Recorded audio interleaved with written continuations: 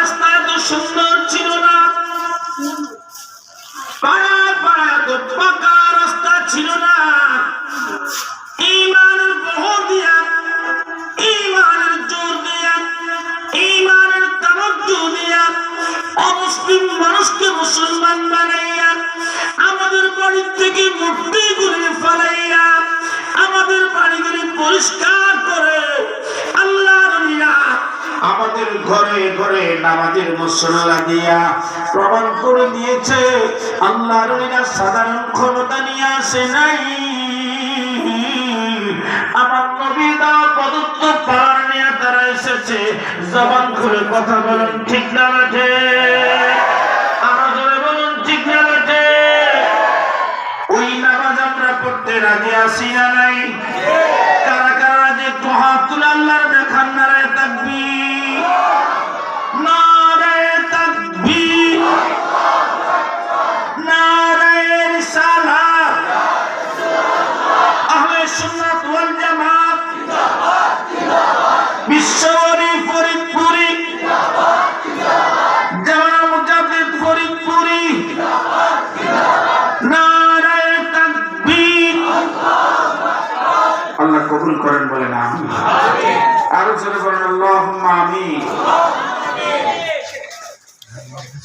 আমার দিকে কথা বলতে বলেন, খুব কষ্ট হচ্ছে, এরপরে বলতেছি, আপনাদেরকে ভালোবাসি। আল্লাহ বলেন, ও নবীরা ঈমান আনবা, সাহায্য করবা, বাড়াবো। এখানে বুঝার বিষয় হলো আমার নবী উনি হলেন খাতামুন নবী, সব নবীদের পরে এই নবী আসছে। ঠিক না? কথা বলুন, আমার কথা বুঝতেছেন? সব নবী আসার পরে আমার নবী আসছে। এখন সব নবীরা যখন কবরে, তখন আমার নবী দুনিয়া। ঠিক না? সব নবী কবরে, আমার নবী দুনিয়ায়। এখন মরার পরে যদি মানুষের কিছুই না থাকে, মরা নবীকে আল্লাহ হুকুম দিলেন কবর থেকে তুমি ঈমান আনো, আমার নবীকে সাহায্য করো। তাহলে বোঝা গেল আল্লাহর মাহবুব বান্দা যারা, এরা মরে গেলে যায় না, মরার পরেও কিছু ক্ষমতা থাকে। এক কথা বলুন, ঠিক না? জবান খুলে আওয়াজ করে বলুন, ঠিক না?